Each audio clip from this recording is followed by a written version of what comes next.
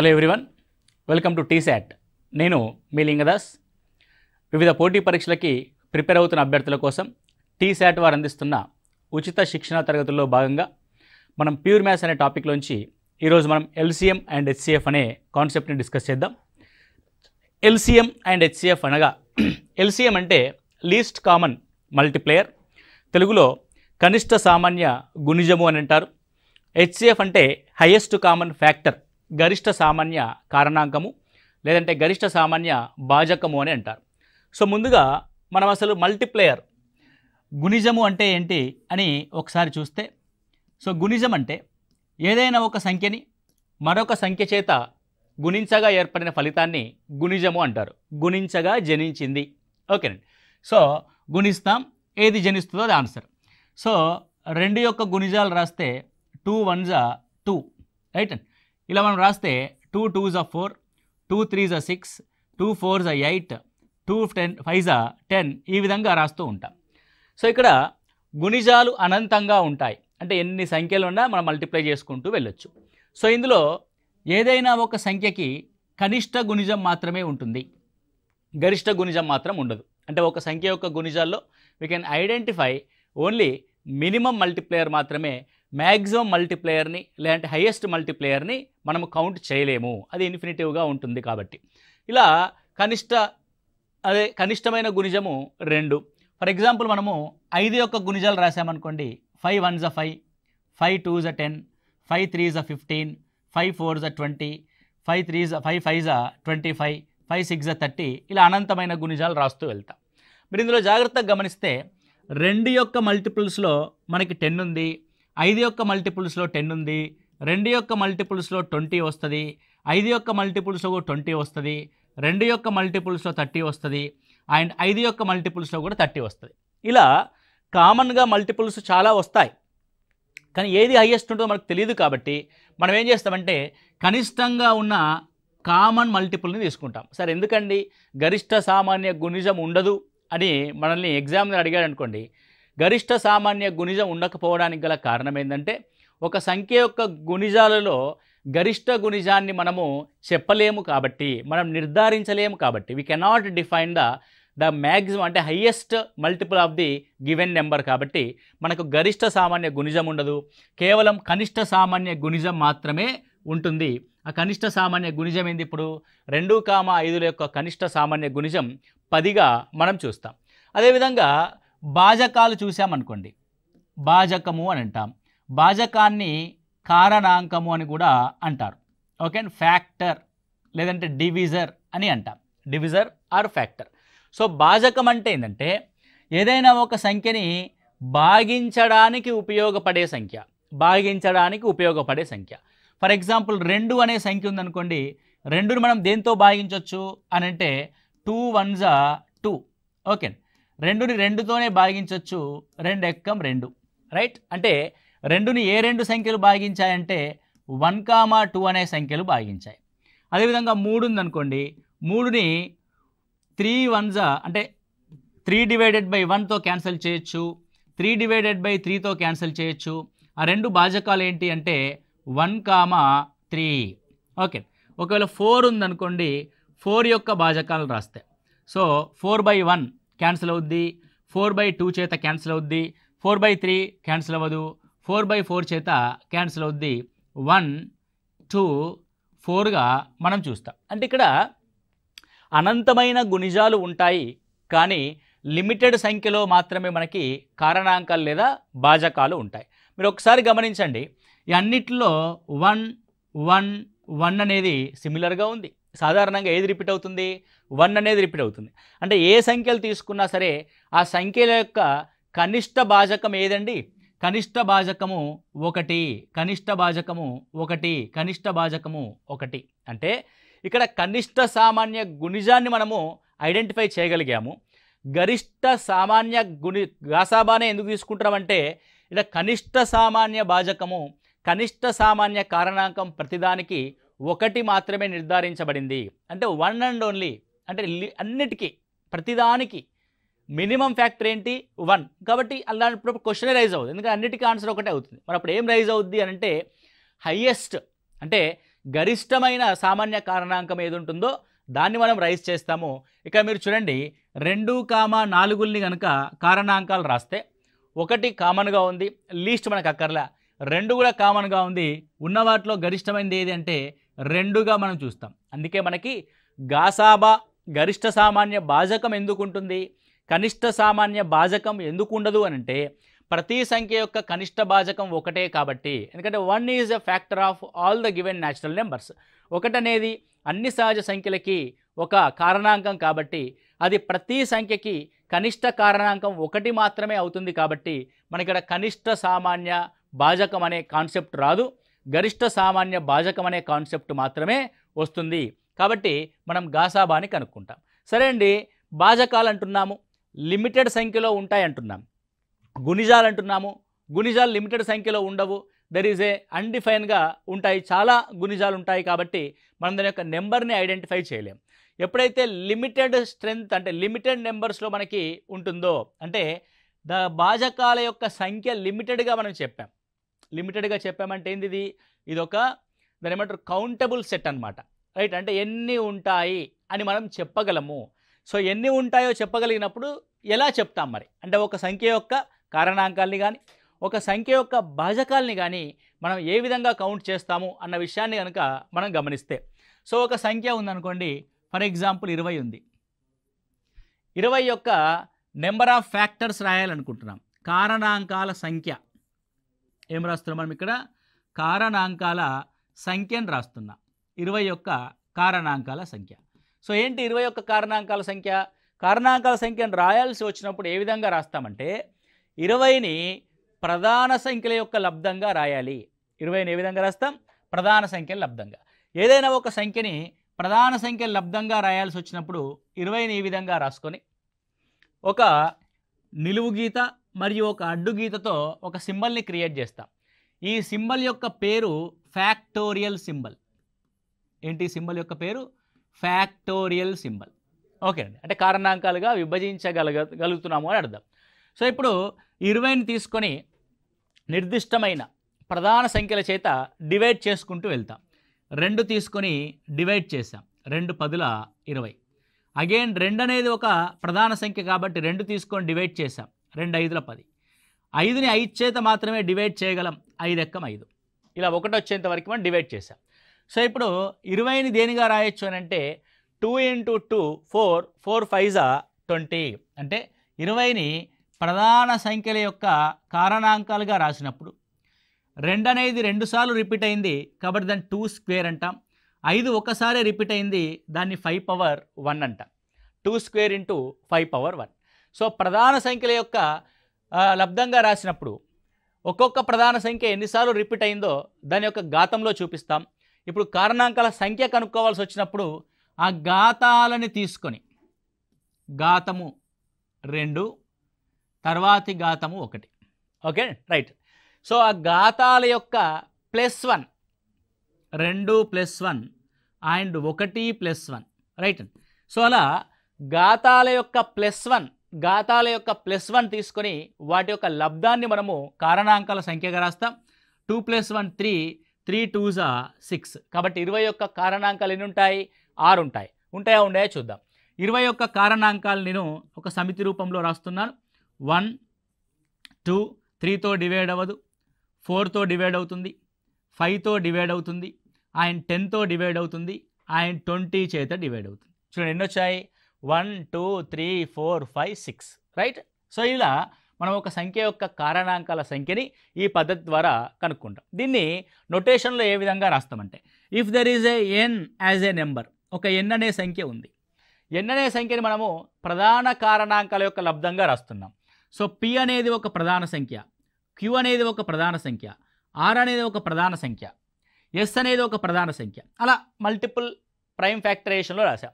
So p అనేది ఏ సార్లు repeat అయింది అంటే p power a, q power b, r power c, s power d, ఇలా ఒక సంఖ్యని ప్రధాన సంఖ్యల యొక్క లబ్ధంగా రాసినప్పుడు ఒక్కొక్క ప్రధాన సంఖ్య ఎన్నిసార్లు రిపీట్ అయిందో దాన్ని మనం పవర్స్లో తీసుకుంటాం. అప్పుడు కారణాంకాల సంఖ్యకి ఫార్ములా ఏమవుతుంది? కారణాంకాల సంఖ్య కారణాంకాల సంఖ్య ఏమవుతుందంటే a+1 into b+1 into c+1 into d+1 అవుతుంది. ఈ విధంగా సో మెనీ అనేటి ఆ విధంగా వస్తాయి. కాబట్టి ఈ చివరిలో ఏంటి d+1. ఈ విధంగా ఒక సంఖ్య యొక్క ప్రధాన కారణాంకాల సంఖ్యని రాసి ప్రధాన కారణాంకాల లబ్ధంగా రాసి దాని నుంచి మనం కారణాంకాల సంఖ్యని కనుక్కుంటాం, ఎన్ని వస్తాయన్న విషయాన్ని కనుక్కుంటాం. రైట్, ఇది భాజకాలు మరియు ఆ గుణిజాలకు సంబంధించిన కాన్సెప్ట్. రైట్ అండి, ఇప్పుడు మనము అసలు కాసాగు అంటే ఏంటి, అదేవిధంగా గాసాబా అంటే ఏంటి అన్నది ఒకసారి చూద్దాం. సో ఎల్సిఎం అంటున్నాం మనం. ఎల్సిఎం ఇందాక మనం చెప్పుకున్నట్టుగా ఇది కనిష్ట సామాన్య గుణిజంగా రాస్తాం. సో కాసాగు కనుక్కునే పద్ధతి ఏముంది అని ఒకసారి కనుక చూస్తే, సో 20 అనేది ఒక సంఖ్య, 30 అనేది ఒక సంఖ్య, 40 అనేది ఒక సంఖ్య. 20, 30, 40ల కాసాగుని మనం ఏ విధంగా కనుక్కుంటాము అని ఒకసారి చూస్తే, 20, 30, 40ల కాసాగు. సో ఏం చేయాలంటే 20ని 30ని 40ని ఇలా ఫ్యాక్టోరియల్లో రాసి, ఈ విధంగా ఫ్యాక్టోరియల్లో రాసి 2తో డివైడ్ చేయండి. 2 10ల 20, 2 15ల 30, 2 20ల 40. ఓకేనండి. సో ఇప్పుడు 10, 15, 20 ఏ ప్రధాన సంఖ్య చేత భాగించబడతాయి? 5 చేత భాగించబడతాయి. 5 రెంట్ల 10, 5 ముళ్ళ 15, 5 నాళ్ళ 20. ఓకే. సో ఇక్కడ చూడండి 20, 30, 40 మూడింటికి 3 క్యాన్సిల్ అయ్యాయి. 10, 15, 20 మూడింటికి 3 క్యాన్సిల్ అయ్యాయి. 2, 3, 4లో మూడింటికి 3 ఉమ్మడిగా క్యాన్సిల్ అయ్యే ఏ ఒక్క ప్రధాన సంఖ్య లేదు. కానీ మనకి మూడింటికి 3 క్యాన్సిల్ అవ్వాల్సిన అవసరం లేదు. కనీసం 2 క్యాన్సిల్ అయినా సరే వి కంటిన్యూ ద ప్రాసెస్, మనం ఈ ప్రక్రియని కొనసాగిస్తాం. ఇప్పుడు 2, 3, 4లో 2, 4 ఉమ్మడిగా 2 చేత భాగించబడతాయి కదా. సో వాటిని కన్సిడర్ చేస్తాం. అంటే ఏవి భాగించబడతాయి? 2 భాగించబడతాయి. 2 ఎక్కం 2, 3 భాగించబడలేదు కాబట్టి 3 యాజిటీస్గా తీసుకుంటాం. అండ్ 2 రెండ్ల 4. ఇప్పుడు చూసుకున్నట్లయితే 1, 2, 3లలో 1తో కాకుండా మిగతా ఏ సంఖ్య చేత కూడా ఉమ్మడిగా ఏవి భాగించబడవు. Right and stop the process. ఇలా కనీసం 2 కూడా ఉమ్మడిగా భాగించబడని సందర్భంలో మనం ఈ ప్రాసెస్ని ఆపేస్తాం. ఆపేసి ఇలా మనం ఏ సంఖ్యలను అయితే భాగించామో, ఏ సంఖ్యలను తీసుకుని అయితే వాటిని భాగించామో ఆ సంఖ్యలు అండ్ చివరిలో ఏవైతే సంఖ్యలు మిగిలాయో ఆ సంఖ్యల యొక్క లబ్ధాన్ని మనము కాసాగుగా రాస్తాం. So what about LCM? This is the కాసాగు. ఏమేమి తీసుకున్నాం? 2 × 5 × 2, 2 × 5 × 2 and 1 × 3 × 2 and 1 × 3 × 2. Okay. So 2 5s are 10, 10 2s are 20, 23s are 60, 62s are 120. So దీని యొక్క కాసాగు ఏంటి? 120. అంటే 120 వరకు 20 టేబుల్ని రాసిన, 30 టేబుల్ని రాసిన, 41 టేబుల్ని రాసిన 120 కంటే ఏ తక్కువ సంఖ్య కూడా మూడింటిలో కామన్గా ఉండదు. ఇక్కడ 20 రెంట్ల 40 ఉంటుందండి, 41 ఎక్కం 40 ఉంటుంది కదా సార్. 40 కామన్గా ఉంది. 40, 20 మరియు 41 టేబుల్లో ఉంటుంది కానీ 31 టేబుల్లో ఉండదు. అవునా కదా? రైట్. నెక్స్ట్ సార్ 23ల 60, 30 రెంట్ల 60, 60, 60 కామన్గా ఉంది 20 అండ్ 30 టేబుల్లో కదండి. మరి 60 ఎందుకు కాదు అని అంటే 40 అనే టేబుల్లో అంటే 40 యొక్క గుణిజాల్లో 60 రాదు కాబట్టి 60 కూడా రాదు మనకి. So what is that? 120 is our answer. Okay right. This is the process. ఇంకొక రకంగా కూడా మనము చేయవచ్చు. ఎలా చేయొచ్చు? మనం ఇందాకే నేర్చుకున్నాం. సో 20 యొక్క ప్రధాన కారణాంకాల యొక్క లబ్ధం, 30 యొక్క ప్రధాన కారణాంకాల యొక్క లబ్ధం, 40 యొక్క ప్రధాన కారణాంకాల యొక్క లబ్ధాన్ని తీసుకుంటాం. తీసుకొని 20 యొక్క ప్రధాన కారణాంకాల యొక్క లబ్ధంగా రాయగలిగితే ఏ విధంగా రాస్తామండి? 2, 2 రెండ్ల 4, 4 5లు 20. ఓకే. నెక్స్ట్ 30ని ఏ విధంగా రాస్తాం? 2, 2 15ల 30 అంటే 3 5ల 15. 40ని ఏ విధంగా రాస్తాం? 2 రెండ్ల 4, 4 రెంట్ల 8, 8 5లు 40. So it can be written as 2 square into 5.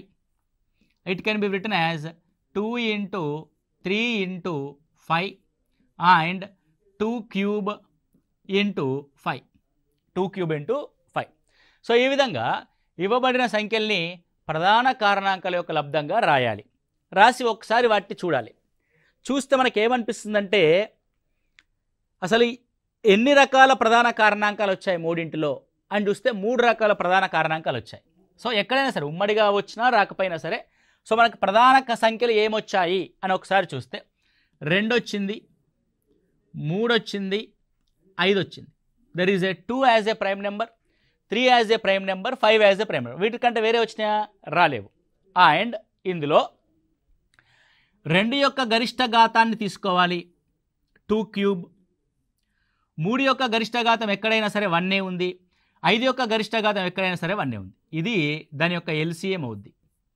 అంటే రాసిన 3 సంఖ్యల యొక్క అన్ని ప్రధాన సంఖ్యల్ని తీసుకొని ఆ ఒక్కొక్క ప్రధాన సంఖ్య యొక్క గరిష్ట ఘాతం యొక్క లబ్ధాలని మనము ఎల్సిఎంగా డిసైడ్ చేస్తాం. 2 cube is a 8 into 3 into 5, 8 5 40, 40 3 120.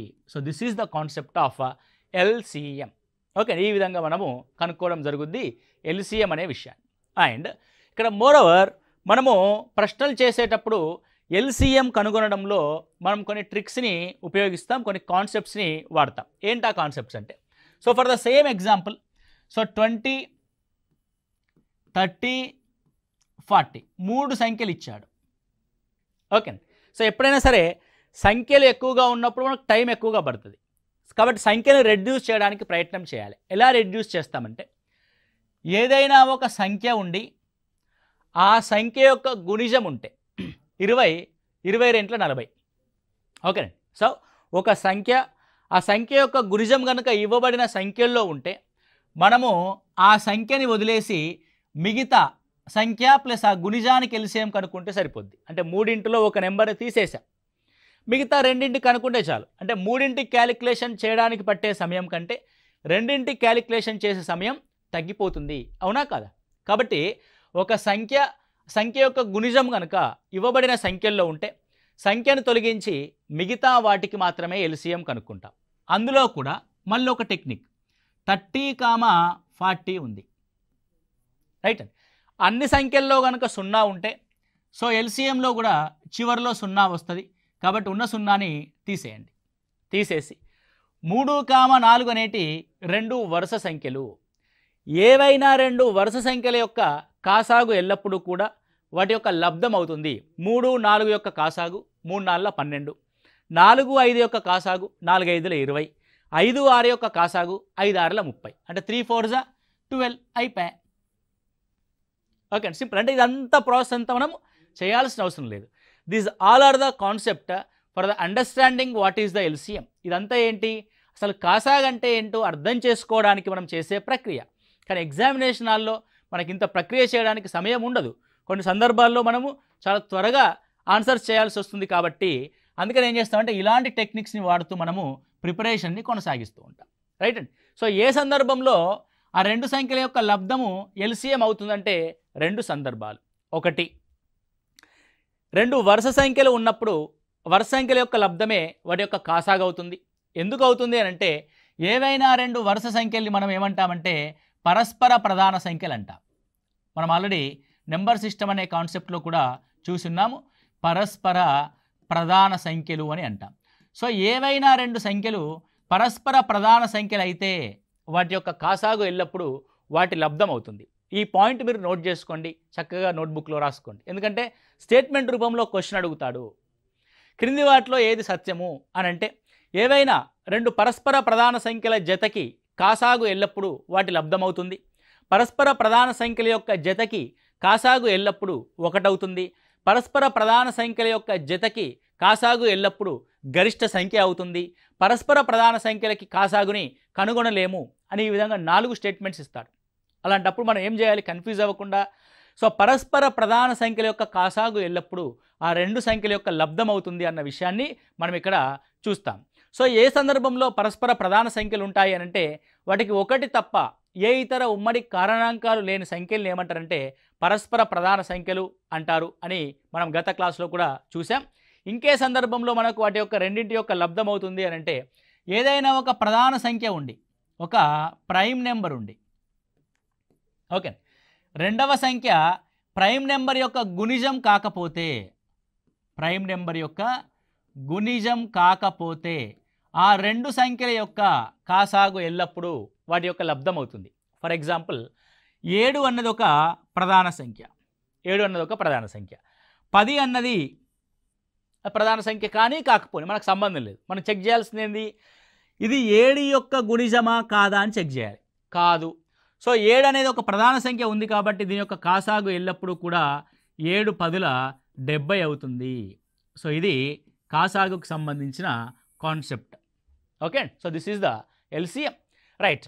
Same thing మనము గాసాబాని పరిశీలిస్తే, ఓకే, కాసాగు యొక్క పరిశీలన అయిపోయింది. ఇప్పుడు గాసాబాని పరిశీలిద్దాం. So గాసాబా,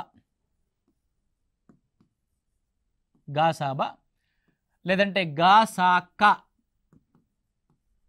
okay. సో దీన్ని ఏమంటామంటే హయ్యెస్ట్ కామన్ ఫ్యాక్టర్ లేదంటే గ్రేటెస్ట్ కామన్ డివిజర్గా కూడా చూస్తారు. అప్పుడప్పుడు ప్రశ్నలో జీసీడీ అని కూడా ఇస్తారు. అదేందో కొత్త పదం అనుకోవద్దు. గ్రేటెస్ట్ కామన్ డివిజర్ గరిష్ట సామాన్య భాజకం, హయ్యెస్ట్ కామన్ ఫ్యాక్టర్ గరిష్ట సామాన్య కారణాంకం. ఎందుకంటే భాజకం అన్నా కారణాంకం అన్నా ఒకటే కాబట్టి. లెట్స్ సే ఇందాక మనం తీసుకున్నట్టుగా 20, 30, 40ల గాసాబా కనుక్కుందాం. ఇందాక మనం కాసాబా కనుక్కున్నాం, ఇప్పుడు గాసాబాని కనుక్కుందాం. సో ఎందుకు సార్ ఇవే తీసుకుంటుంటే కన్ఫ్యూజన్ లేకుండా క్లారిటీగా ఉంటుంది అనమాట. సో 20, 30, 40ని తీసుకుంటే మనం ఏం చేసాం వాటి కోసము, 20ని 30ని 40ని ఫ్యాక్టోరియల్ చేసాం. ఓకే, అంటే ప్రధాన సంఖ్యల చేత డివిజన్ చేస్తూ వచ్చాం. 20, 30, 40లో 20 2 10ల 20 క్యాన్సిల్ అవుతుంది, 30 2 15ల 30 చేత క్యాన్సిల్ అవుతుంది, 40 2 20ల 40 చేత క్యాన్సిల్ అవుతుంది. 10, 15, 20లు మళ్ళీ ఉమ్మడిగా దేంతో క్యాన్సిల్ కాబడతాయి అని అంటే 5 చేత క్యాన్సిల్ కాబడతాయి, 5 చేత. సో 5 2ల 10, 5 3ల 15, 5 4ల 20. Okay, right. మళ్ళీ 2, 3, 4 ఉమ్మడిగా దేంతో క్యాన్సిల్ కాబడతాయి, ఉమ్మడిగా 3ంటికి 3 క్యాన్సిల్ కావు, కేవలం 2 మరియు 4 మాత్రమే క్యాన్సిల్ అవుతాయి. ఎల్సిఎంలో ఒక్కసారి మీరు గమనిస్తే 2, 4 క్యాన్సిల్ అయినప్పటికీ కూడా, అంటే 3ంటిలో కనీసం 2 క్యాన్సిల్ అయినా సరే మనం ఆ ప్రక్రియను కొనసాగించాం. అంటే 2, 4ని క్యాన్సిల్ చేసాం. గాసాబాకు వచ్చేసరికి ఏ ఒక్కటి క్యాన్సిల్ కాకపోయినా అక్కడ 10 ఉండని, 10ంటిలో 9 ఉమ్మడిగా క్యాన్సిల్ అయ్యి ఒక్క సంఖ్య క్యాన్సిల్ కాకుండా మిగిలిపోయినా నువ్వు ప్రక్రియని ఆపేయాలి. ఎక్కడ, గాసాబాలో. కాబట్టి గాసాబాలో మన కండిషన్ ఏంటంటే ఈ ఫ్యాక్టోరియల్ డివిజన్లో ఇవ్వబడిన సంఖ్యలు ఏ ఒక్కటి క్యాన్సిల్ కాకపోయినా ఆపేయాల్సి ఉంటుంది. ఆపేసి ఏం చేయాలంటే 2, 3, 4లో 2, 4 2తో క్యాన్సిల్ అవుతాయి, కానీ 3 అనేది క్యాన్సిల్ అవ్వదు. ఏ ఇతర సంఖ్య చేత కూడా క్యాన్సిల్ అవ్వవు 3ంటికి 3. కాబట్టి 2, 3, 4ని క్యాన్సిల్ చేసే ప్రక్రియని ఆపేసి ఈ 2, 3, 4ని కట్ చేస్తాం. మనకు వాటితో పని లేదు అని అర్థం. గాసాబా అంటే ఏంది, భాజకము, భాగించబడే సంఖ్య. ఈ 20, 30, 40ని దేంతో భాగించగలిగాం ఇప్పటి వరకు, 2తో భాగించగలిగాం, 5 చే మాత్రమే భాగించగలిగాం. మిగతా వాటి చే భాగించగలిగామా, లేదు. కాబట్టి ఏ సంఖ్యల చేత 3ంటిని భాగించగలిగామో ఆ సంఖ్యల యొక్క లబ్ధ ఫలితమే మన గాసాబా అవుతుంది. So what is the HCF, there is only single, that is 2 × 5 that is equal to 10. కాబట్టి 20, 30, 40ల యొక్క గరిష్ట సామాన్య భాజకం ఏమవుతుందంటే 10 అవుతుంది. Okay. So this is the concept. మనం కాసాగులో ఇంకో కాన్సెప్ట్ కూడా చేసాం, ప్రధాన కారణాంకాల యొక్క లబ్ధంగా రాసి. సో ఇక్కడ కూడా 20 యొక్క ప్రధాన కారణాంకాల యొక్క లబ్ధం రాద్దాం. ఇందాక రాసినట్టుగా 2² × 5, 30ని రాద్దాం. 2 × 3 6 × 5 30, 40ని రాద్దాం. సో 2³ 8 × 5. ఓకే. సో ఇప్పుడు గాసాబాగా ఏం రాద్దాం, గాసాబా. రైట్. సో కాసాగులో ఏం చేసామంటే ఈ 3 సంఖ్యల్లో ఉన్న వివిధ ప్రధాన కారణాంకాలను తీసుకున్నాం. ఇక్కడ నుంచి 2 తీసుకున్నాం, ఇక్కడ నుంచి 3 తీసుకున్నాం, ఇక్కడ నుంచి 5 తీసుకున్నాం. అంటే the different types of prime numbers among the all given numbers. So ఉన్న వాటిలో వాటిని ప్రధాన కారణాంక లబ్ధంగా రాసినప్పుడు ఏ ఏ సంఖ్యలు వచ్చాయో వాటన్నిటిని ఇక్కడ తీసుకోవడం జరిగింది. ఇక్కడ గాసాబాకు వచ్చేసరికి మనం ఏం చేస్తామంటే ఎన్ని ఉంటాయో అన్ని తీసుకోం, అన్నింటిలో ఉమ్మడిగా ఉన్న వాటిని మాత్రమే తీసుకుంటా. అన్నింటిలో ఉమ్మడిగా ఉన్నవి, అన్నింటిలో ఉమ్మడిగా ఏమున్నాయి? 2 ఉంది, 2 ఉంది, 2 ఉంది, 2. అన్నింటిలో ఉమ్మడిగా 5 ఉంది, 5 ఉంది, 5 ఉంది, 5. సరే 3ని తీసుకోవద్దు, ఇక్కడ కాసాగులో మాత్రం అన్నింటిని తీసుకుంటాం. కానీ గాసాబాకు వచ్చేసరికి 3ంటికి 3లో ఉమ్మడిగా ఉన్నదాన్ని మాత్రమే తీసుకుంటాం. తీసుకొని ఇందాక కాసాగులో ఏం చేసాము? గరిష్ట ఘాతాలని తీసుకున్నాం. గాసాబాకు వచ్చేసరికి పేరుకే గాసా ఉంటుంది, గరిష్టం అని ఉంటుంది, కానీ మనకు వచ్చే వాల్యూ మాత్రం కనిష్టంగా ఉంటుంది. ఓకే, బాగా గమనించండి. పేరులో ఇక్కడ కనిష్ట అని ఉంటే మనకు వచ్చే నెంబరు గరిష్టంగా ఉంది, రివర్స్. సో ఇక్కడ గరిష్ట కాబట్టి మనం తీసుకోవాల్సింది ఏంటంటే కనిష్టమైన, అంటే అతి చిన్నదైన పవర్ని తీసుకుంటాము. 2 యొక్క చిన్న పవర్ ఏది? 2 పవర్ 1. 5 యొక్క చిన్న పవర్ ఏది? 1. సో వాట్ ఈస్ ద గాసాబా? 10 ఈజ్ ద గాసాబా. అంటే ప్రైమ్ ఫ్యాక్టరైజేషన్లో ఉమ్మడిగా ఉన్న నెంబర్స్ యొక్క, ఉమ్మడిగా ఉన్న ప్రధాన సంఖ్యల యొక్క కనిష్ట ఘాతాలు కలిగిన సంఖ్యల లబ్ధమే మనం గాసాబాగా తీసుకోవడం జరుగుద్ది. సో గాసాబాకి అందరూ ఉపయోగించే పద్ధతి ఏంటంటే కంటిన్యూస్ డివిజన్ మెథడ్, అంటే భాగాహార పద్ధతి. సో ఇక్కడ మీరు చూసినట్లయితే ఈ 2 మెథడ్స్ అనేవి చాలా ఈజీగా ఉంటాయి. సో కంటిన్యూస్ డివిజన్ మెథడ్ అనేది మనకి కొంత లెంతీ ప్రాసెస్గా ఉంటుంది, అందరూ ఉపయోగిస్తారు, కానీ పోటీ పరీక్షల్లో మాత్రం ఆ పద్ధతిని ఉపయోగించకుండా ఉంటేనే మంచిది. కానీ అది కూడా నేర్చుకుందాం మనం. ఇప్పుడు ఇవ్వబడిన సంఖ్యలు ఏంటి? 20, 30, 40. ఓకే, ఇచ్చిన వాటిలో ఏం చేయాలంటే కనిష్ట సంఖ్యని గరిష్ట సంఖ్య చేత భాగించాలి. సో 20 చేత 40ని భాగిస్తే 20 40, 0. ఎక్కడైతే 0 వస్తుందో అక్కడికి ఆపేయాలి. 0 రాకపోతే we continue the process. Okay, so దేంతో భాగించబడింది? 40, 20 చేత భాగించబడింది. అంటే 20, 40 యొక్క గాసాబా 20 అర్థం. ఇక మిగిలింది ఏంది? 30. ఇప్పుడు 20ని 30 చేత భాగించి చూడాలి. ఇక్కడ చూడండి, 20 ఎక్కం 20, 10 వచ్చింది. సరే ఇందాక 0 వస్తే ఆపేసాం, మరి 10 వస్తే ఏం చేయాలి? 10 వస్తే ఏం చేయాలంటే దాన్ని అందుకే కంటిన్యూస్ డివిజన్ ప్రాసెస్ అన్నాం. సో 10 వస్తే మనం భాగాహారాన్ని కొనసాగించాలి, కొనసాగించదగిన భాగాహార పద్ధతి.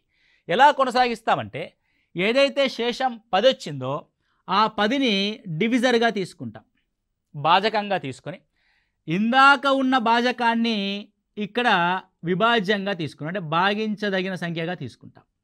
రైట్, ఇప్పుడు మళ్ళీ దీన్ని భాగిస్తాం. సార్ 10 20. ఈ కొనసాగింపు ఎక్కడి దాకా ఉంటుంది అని అంటే 0 శేషం వచ్చేంత వరకు ఉంటుంది. ఏ ప్రక్రియ వద్ద 0 శేషం వస్తుందో, 0 శేషాన్ని ఇచ్చిన భాజకం ఏదైతే ఉంటుందో అదే మన యొక్క గాసాబా. So what is the HCF? గాసాబా ఏమవుతుంది? 10 అవుతుంది. ఇది భాగాహార పద్ధతి ద్వారా గాసాబాని కనుక్కునే పద్ధతి. రైట్, సో కాసాగుని కానీ గాసాబాని కానీ మనం 3 పద్ధతుల్లో చూడొచ్చు. అంటే కాసాగుని 2 పద్ధతుల్లో చూడొచ్చు. ఒకటి ఫ్యాక్టరియల్ మెథడ్, రెండవది ప్రైమ్ ఫ్యాక్టరైజేషన్ మెథడ్. అండ్ గాసాబాని మనం 3 పద్ధతుల్లో చూడొచ్చు. ఒకటి ఫ్యాక్టోరియల్ డివిజన్, రెండవది ప్రైమ్ ఫ్యాక్టరైజేషన్ మెథడ్, మూడవది కంటిన్యూస్ డివిజన్ ప్రాసెస్. రైట్, ఈ విధంగా మనము కాసాగు గాసాబా యొక్క కాన్సెప్ట్ని చాలా జాగ్రత్తగా అర్థం చేసుకోండి. కంపల్సరీ ప్రతి పోటీ పరీక్షలో కూడా దీనికి సంబంధించి ప్రశ్నలు అనేవి రావడం జరుగుద్ది. సో నెక్స్ట్ క్లాస్లో మనము ఇంకొంచెం డీటెయిల్గా దీని గురించి చర్చించి దీని యొక్క సంబంధించిన ప్రీవియస్ ఎగ్జామినేషన్లో ప్రశ్నలు ఏ విధంగా వస్తున్నాయో కూడా చర్చిద్దాం. ఓకే అండి, thank you, all the best.